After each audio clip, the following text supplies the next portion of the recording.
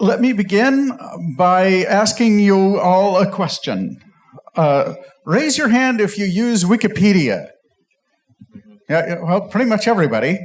Now raise your hand if you edit Wikipedia. Very much.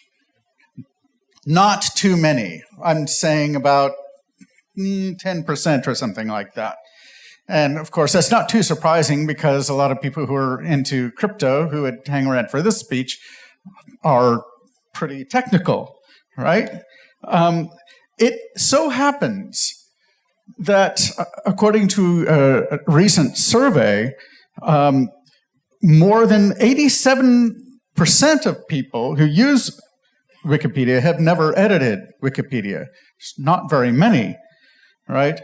More than 65% of people believe that the information on Wikipedia is more biased as a result of the relatively few people working on it. The fact that it's restricted in number of editors actually tends to have a biasing effect. That's my view. So Wikipedia's editor base is relatively small for a project of its size, I think. And that makes it centralized, I want to argue, and that is what makes it biased. So let me see if I can develop some of these ideas in this speech. Millions of people read articles on Wikipedia every day, so why doesn't it have millions of contributors? Well, millions of active contributors. In fact, it only has something like 10 or 12,000 active contributors at any given month. If you define an active contributor as someone who has done enough editing to be able to vote on administrators. And that's not very active, actually. That's not very many, right? Compare it to like YouTube. You've got millions of contributors. And yet it is a top 5 website. Isn't that strange? I think it is. So Wikipedia, despite being less centralized than older systems, remains itself quite centralized. It has a relatively small, idiosyncratic, some might say even a closed community. Yes, you can go there and attempt to make an edit, but a lot of times the people who are looking at the page will just immediately revert your change, right? A lot of people have been complaining to me about this. And this can be viewed as one of the main reasons for its flaws. Here's on the same theme. Wikipedia has lacked an external rating system. This strikes me as strange. You can't rate Wikipedia articles. Now, if you're a Wikipedian, you can go in and sort of participate in the internal article rating system, but they don't have any easy way for just the average end user to go in and register their opinion of an article. Don't they care about what their readership thinks? Apparently not. Doesn't seem to me they do very much. That's the attitude that I get interacting with Wikipedians. Here's another point, way in which they are centralized. You can't include articles from other sources. If I wanted to, I could put an encyclopedia article up on my blog, and if I wanted to contribute that article to Wikipedia and it was on an existing topic, there's no way for me to do that. You can't have competing articles on Wikipedia. There's only one article per topic. And you have to compete with the other people who are working on the article or collaborate, usually compete, if you want to participate. So Wikipedia has failed to modernize its design. They don't really do that. They can't really do that with their current consensus-based decision-making system. Basically, everybody has to be on the same page in order to make any big changes to the site. And, well, people on Wikipedia tend to be sort of institutionally conservative. So the site looks like it did back in about 2003, 2004. They've made a few changes, not too many. So these and other problems with Wikipedia are possible only because Wikipedia has evolved into a relatively closed and centralized system. And this is actually ironic and annoying to me because my career has been about decentralizing knowledge creation. That's pretty much what the positions that I've fallen into over the years. One of the values on which Wikipedia was founded was putting knowledge back in the hands of the people, right? Spreading responsibility and ownership out among everyone. So we were, like the free open source software movement, an effort toward decentralization. That's really how we thought of ourselves in the beginning. And since then, I've worked on other wiki encyclopedia projects. I started a directory of educational videos called Watch No Learn, used mainly by teachers, in which people crowdsource information about the best educational videos on each topic.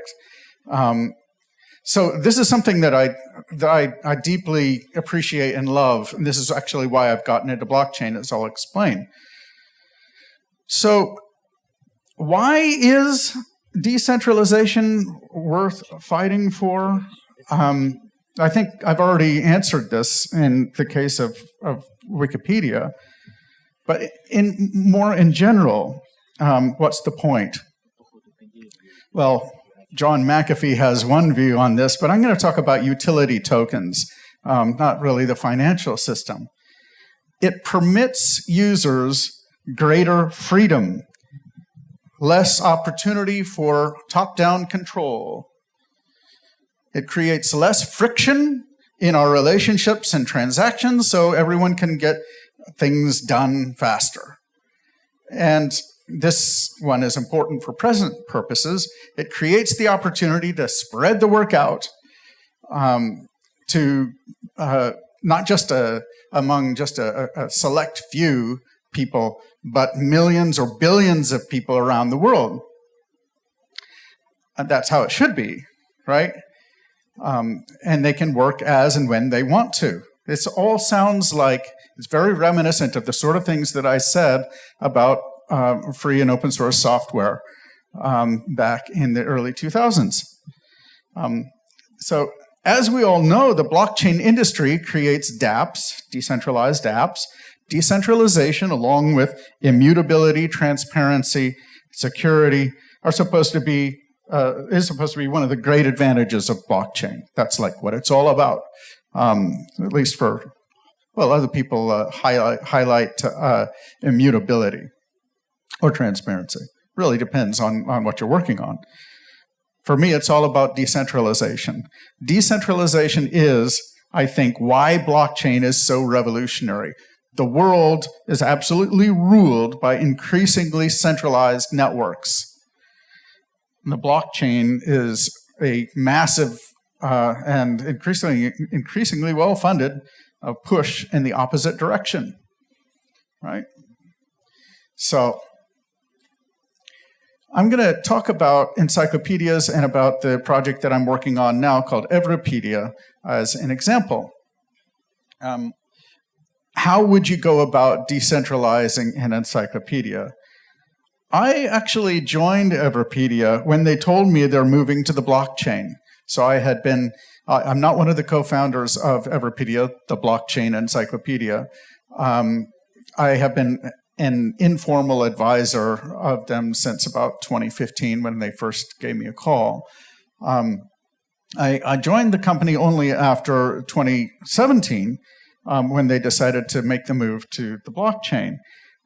This would make a much more robustly decentralized encyclopedia, and not just an encyclopedia network possible. So how would you go about decentralizing an encyclopedia? Well, I want to take a step back, actually, before I dive into that question and try to contextualize this in a way that will make it more relevant to everyone. I don't think that there is a single dApp that has fully realized its potential yet, right? They just aren't used by very many people yet. I can't think of any examples of dApps that are wildly successful, known all over the world, unless you want to consider, Bitcoin itself a dApp, which I guess I don't, right? And why not, right? Why not? I think the reason is because there's various reasons, but the most important one is that dApps aren't really decentralized. They haven't reached very many people. And that's actually one of the main reasons why, until recently, arguably, we've been in a bear market. People made all sorts of dramatic claims in 2017 about how the dApps were going to just take over the world and revolutionize everything. And I really appreciated Jonna's presentation as like a wonderful summary, and I agree with that actually a lot. But it hasn't been coming, has it? I mean, all of those wonderful applications, we are not seeing them. And that actually means that these coins and these blockchain networks that you've been working on, they're not really decentralized. They're mostly used by you and a few other people. To be really decentralized in the sense that we mean, it actually has to be used by a lot more people. Decentralization and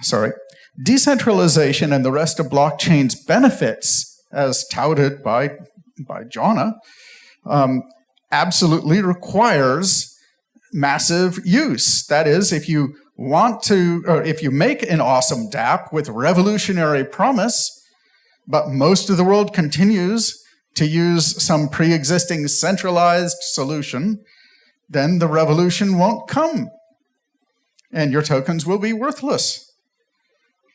All right, I'm not telling you anything you don't already know, but this is something that we need to face up to and get really serious about. So, here's the beginnings of the solution, I think. Many of us have been assuming that if you build it, they will come.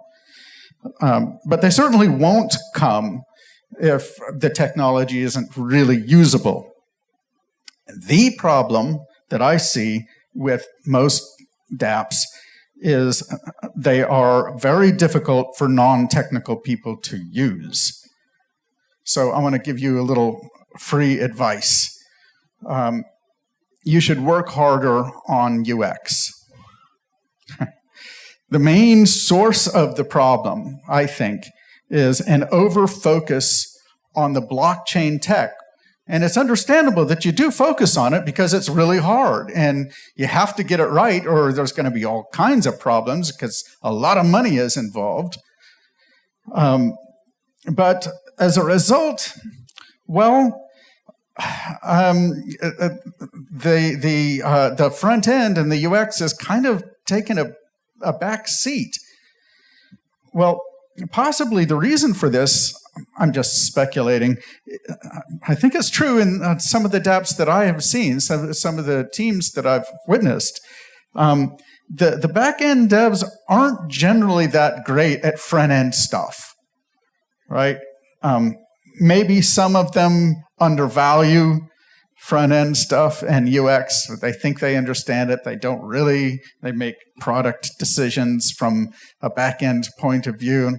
Oh, yeah, of course they have to, like, buy a coin in order to use the app. Is that really such a big deal? You know, it's not that hard.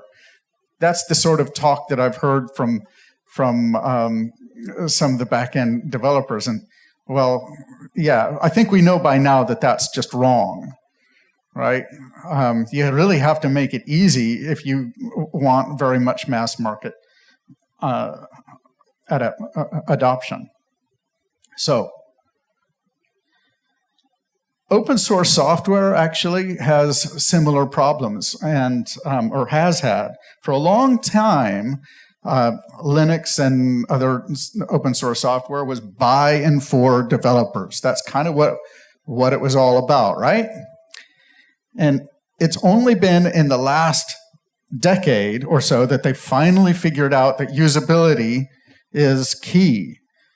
As a result, Firefox, Ubuntu, Mint, and other free software is actually looking quite good and has started to expand some of its reach a little bit anyway. I actually use Linux now as my operating system on both my laptop and my desktop. I wouldn't have installed it 10 years ago. I tried installing it 15 years ago. Using it, but it just wasn't ready for prime time, and it is now. And the reason it is that a lot of FOSS developers have finally figured out that usability really is important, and we've learned a lot more about how to do it well too. Well, it's exactly the same situation in blockchain, right? That's the point. So, how do we reach mass market potential with decentralized applications? And I think it's pretty clear what my answer is by now. I want to illustrate my answer with the case of the project that I'm working on now, Everipedia. So here's the homepage of the fully redesigned Everipedia, which will be launching very soon. On it, the word blockchain isn't mentioned anywhere. It's not up yet, by the way. It's going to be launched hopefully in the next few weeks. There will be nothing signaling to users that the project isn't for them, or that it's only for blockchain experts and geeks. We want to convey that Everipedia is for everyone. And it will be, I hope, as I'll explain. So this is one way to reach mass market potential with dApps. Stop trying to sell people on why they should be using your application because, ooh, it's on the blockchain. Nobody cares. There's only a very few people who A, understands blockchain, and B, really think that it's something really great. Those people tend to be working on blockchain projects. Oh, sure, there's some other people, but the vast majority of the users that you're after, they don't understand it. They don't care, right? I'm sorry to say the hard truth, but you know I'm right, right?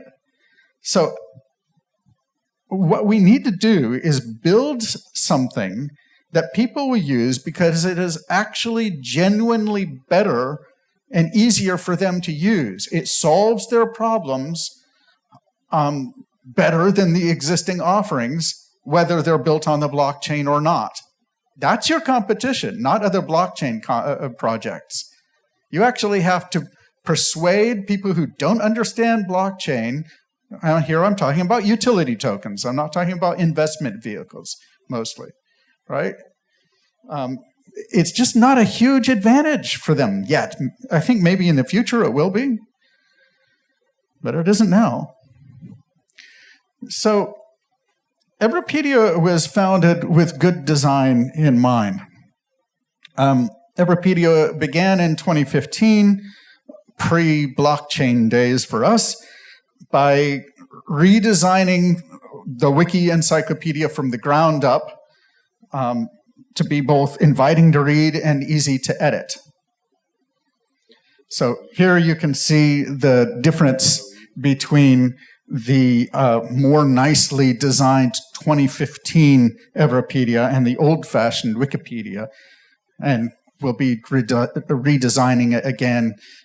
As I say, it's not up yet, but it should be in the next few weeks. And I think it will look even better.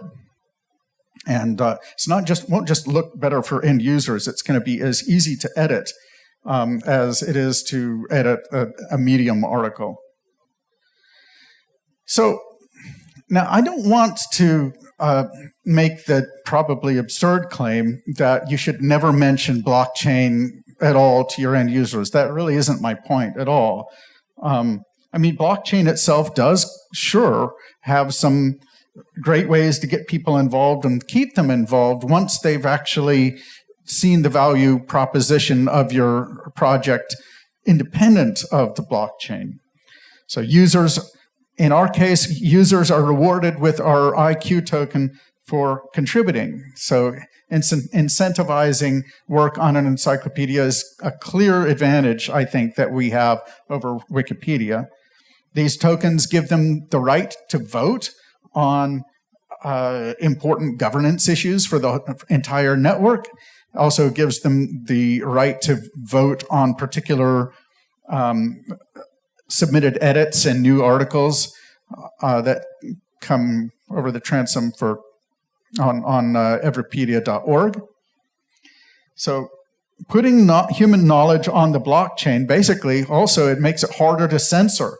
This is a pretty powerful point when you really understand it. You'd actually have to shut down IPFS and all of the EOS block producers. So we're built on EOS all around the world, and that isn't going to happen. As a matter of fact, Everipedia is censored in China now, officially, but it doesn't really matter because it's easy enough for people to just spin up a new domain. And the information there is not an old-fashioned mirror, like you can make a mirror of Wikipedia. It is just as up to the minute, up to the second, in tune with with IPFS, where our content is stored, as Everipedia.org is. So they can't stop the signal, the most up-to-date signal, and I think that's a good thing. So tokenization then gives users an ownership stake. It empowers the individual. Yes, that's an important thing to say, and it is definitely an advantage of decentralization. But you don't make that case first, is what I'm saying. Another way in which we are decentralizing encyclopedias, we did an airdrop to get more people involved, not just a token sale. We have never done a token sale. We never will. So we think that it's a great strategy to reach mass market adoption and fully decentralize the ownership of the Everipedia network by basically giving away 51% of our IQ tokens to EOS holders, since we build on EOS. That got IQ tokens last June in the hands of over 150,000 people. And the aim there was in large part, actually, to create a community that has ownership stakes from the beginning and demonstrate to the world that we're not going to exert ownership control. That's a complaint that some people have about dApps. It's quite frankly one of the complaints that I have about some dApps. If you're really going to be decentralized, you can't control your own tokens. So in the next month, next few weeks even, I hope, we will launch our next generation user interface, rebuilt from the ground up. This will make it extremely easy to make a new account.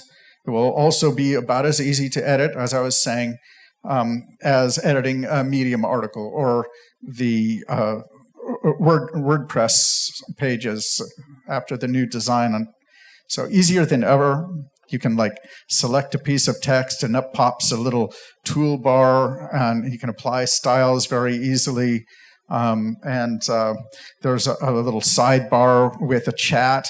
The whole thing is written in React, so it's updated very quickly, and it's going to be not like Wikipedia.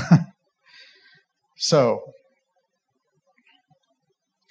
our software, our blockchain software, is already open source and available on GitHub. When it's ready, we will also be making our front-end software open source. And this will be a major new option for people who are installing new wikis. I don't know if you've ever had to install a wiki for people before, but it's interesting to see what options are available out there. And I've done it myself several times, and I always come away disappointed with the WYSIWYG. What you see is what you get, options that are available. This is going to be the first really world-class, high-quality piece of wiki software that is truly WYSIWYG. This will probably attract more developers to our project and will, more importantly, allow others to make their own communities that contribute to the Everipedia network. So the point in all of this, I know this has probably seemed a little bit rambling, but maybe you'll see why I've been talking about all this after I say the following. You need to reach out to people where they are to make it as easy as possible for them to use your decentralized network. This industry has learned the hard lesson that if you build it, they will not necessarily come. So not only do you need to outcompete the non-blockchain competition at their own game, you also have to remove all the friction that being on the blockchain creates. You need to reconceive or conceive of your projects as being ways to organize wide swaths of people, and you have to think about all of the conditions that make that possible. And a lot of times they aren't in your advantage, to your advantage, or what might seem to be to your advantage. Sometimes you have to give up some control. Sometimes you have to give away a majority ownership of your tokens. That kind of thing. You see what I'm saying? Otherwise, people aren't going to trust you. And they won't be able to participate because they don't know how to use your app. All right. So this, anyway, is Everipedia's goal. Our goal is to reach true mass market potential by making a dApp that is extremely easy to use, that really engages the end user, and which builds the community in various ways. To put it another way, we want to bridge the gap between the very real benefits of blockchain technology and the needs of the average internet consumer. So I also have some more unrelated news, maybe a little bit related. There are more dApps currently being built around the IQ network. So we have a sub-team, not the team that's working on the encyclopedia, but a new one working on Predict, as it's called, P-R-E-D-I-Q-T. And that is a prediction market platform. So I was disappointed when prediction markets were outlawed a few years ago in the United States. I loved following prediction markets. We think of it as part of our mission to support the creation of prediction markets. And because that's another way of crowdsourcing knowledge. Another subgroup in our growing group of developers is working on a project called Decentralizing. And be very curious what John McAfee thinks of this. We will be providing software to the world's central banks so that they can release their own stable coins. And apparently several, I haven't been part of the conversations, but there have been several central banks around the world that are very interested in this, and they've approached us and we've approached them, and so, right. Thank you for listening and sticking around. I appreciate, between Italy and Sanger, I think Italy's going to win out. So if you have difficulty using the site, by the way, that's not, well, I'll just warn you, we're in the very middle of the transition to the new system, so that's why search doesn't work on this site. Thank you so much, Mr. Zenger. Please wait for a second, because we urgently, Naeem Aslam urgently needs one question to ask you. Absolutely. Yeah, I think I might have some time. Larry, thanks ever so much for that. Just two questions. Sure. And forgive me for any naivety within that. I found a little bit cumbersome to understand when you were saying that the half of the tokens are with EOS, how that makes it not centralized and decentralized when half of the tokens are there. The second part of the question is, my troublesome with Wikipedia is the authenticity of the information. It doesn't what? Authenticity of the information, how correct that information is, or the biasness of that, as you have said it. So with this one, again, if I have a particular agenda and I have a community behind it, I can just get them to come and then do the editing and then push their own agenda. So how is that slightly different to Wikipedia? Thank you. Sure. There's things I didn't mention in the speech. So the first question, again, it's already... how the half of the supplies with EOS. Yeah, how it is decentralized if half of the supplies is U.S. Well, it's an example of decentralization because it's not in our hands, right? It's in the hands of EOS token holders, right? So the broader community of EOS token holders. I have a feeling I know what you're going to say. Yeah. Go ahead and say it. Exactly. Okay. Go ahead. Because I was going to say that if it's an EOS, then it's unfair for other protocols. I have a hearing loss. If it is only for EOS, then it is unfair. Because if you really wanted to make it decentralized, then it should be that, okay, it should be interoperability between the different protocols. Then it makes a lot more stronger argument of having a decentralized. Does that make sense? No, not really. I guess. Okay. If the token has an interoperability between different protocols and everyone can hold it, then it's fine. But right now, it's EOS people. They get to do whatever they want to do because they have the voting rights. Yeah. Well, they don't control the way the IQ token works, right? They don't control our smart contracts. And there, at this point, isn't anything stopping us from moving to a different coin, if we really wanted to building on a different blockchain or even starting our own. But I understand what you're saying. It's a hard question. But the reason that we chose EOS is that it really is the content blockchain. It specializes in speed. They've prioritized probably more than any other big chain, creating an account system. One person, one account. That's something that we absolutely need. And I mean, I want to have a rating system. So to turn to your second question was, how do we guarantee the quality of the information?